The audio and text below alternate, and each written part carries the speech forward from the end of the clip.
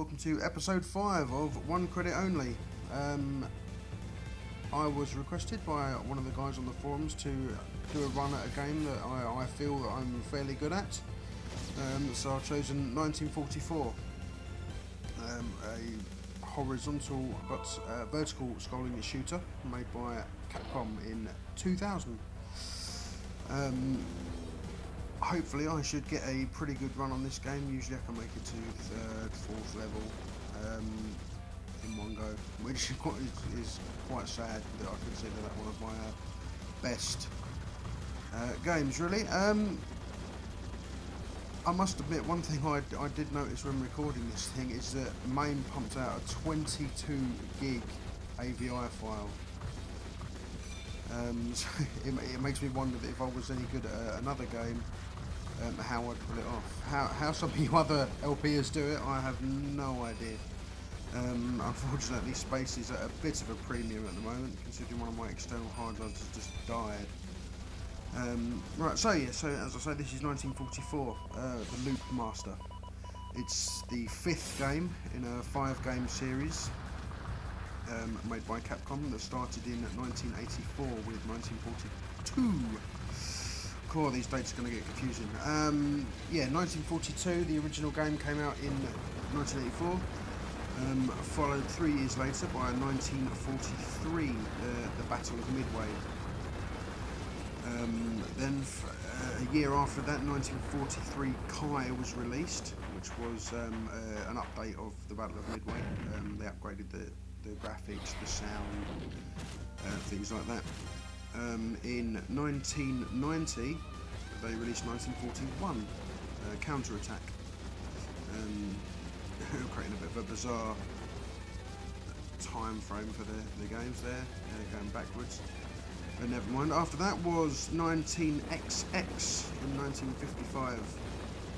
It's called XX because it was not based in World War II, but based before a forthcoming war that you're fighting to stop, basically.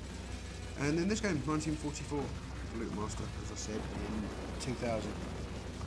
So as you saw, I made it through the first level without a single hit, which is pretty good, to be honest. I wasn't expecting to do that well. And there we go, there's me picking up some wingmen, which will increase my fighting power quite a bit.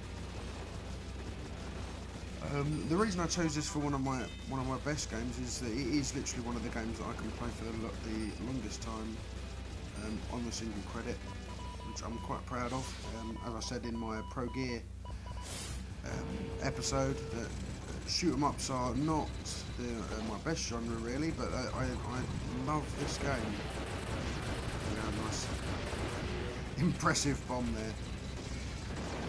Comes in very handy as it stops all the bullets on the screen at once, which is nice.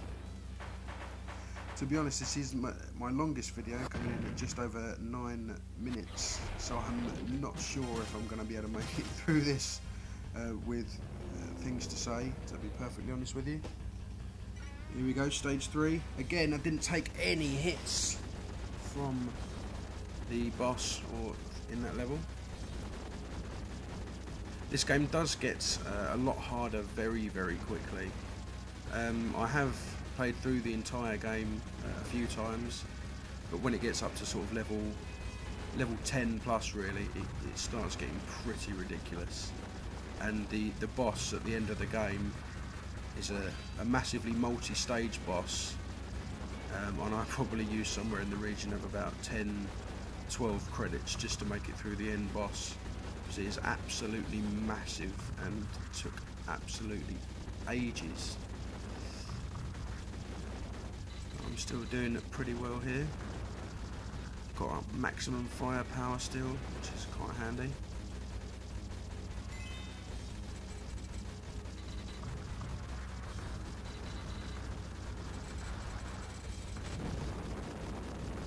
Blimey, I don't know how I'm managing to do this. I'm doing a lot better than, to be honest, I normally do. I've normally been hit a few times by now, but possibly playing. Oh, no, there we go. I've lost one of my wingmen.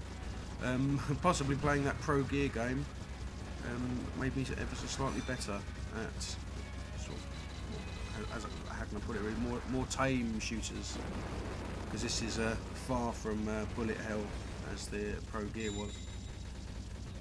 Which I must admit, I've played a few more times since that original blind playthrough, and I'm enjoying it a hell of a lot.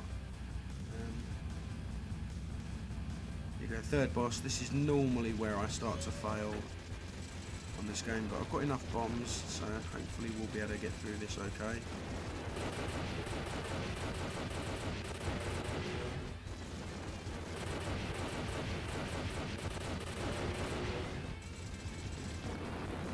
I am a fan of all the 19XX games, however I did choose this one, because I'm the best at this one, and again because it's a horizontal game, because as you may have seen in my Arknight review, the video quality of the game capture suffers greatly when pushed into a YouTube 640 by 360 format video.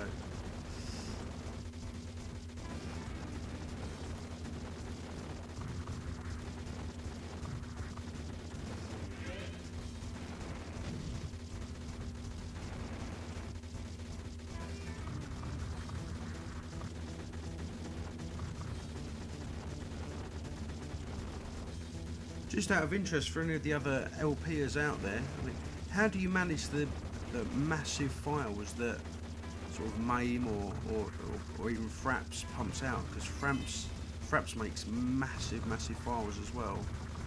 I mean, maybe I'm missing something.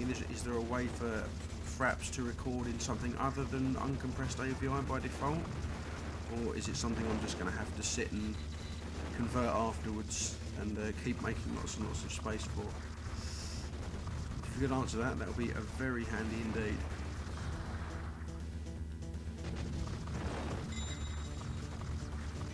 Now there, as you saw, I was stuck in the corner of the screen. I am recording the commentary for this after the actual run of the game, and I don't know whether it's got anything to do with the massive file size that it was generating, but MAME actually minimised on its own, so I had to quickly jump up and maximise the game again to continue.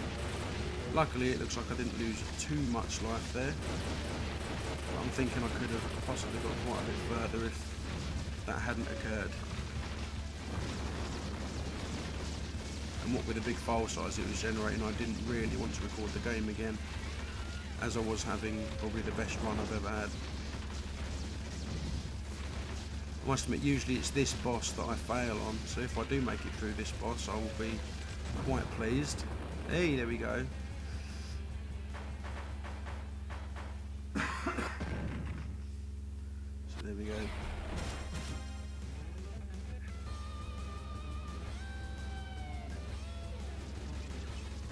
Stage 5. I don't see myself lasting very much longer. Although I don't even know why I'm talking like this, because I already know that I don't last too much longer. As I said, I recorded the commentary for this one afterwards.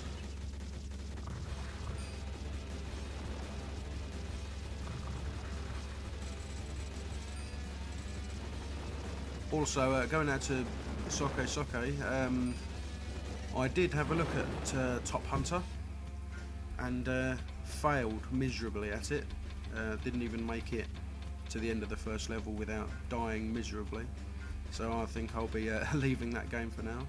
I know some of my videos are relatively short, not this one, and we just made it through, but that one would have been a very short indeed.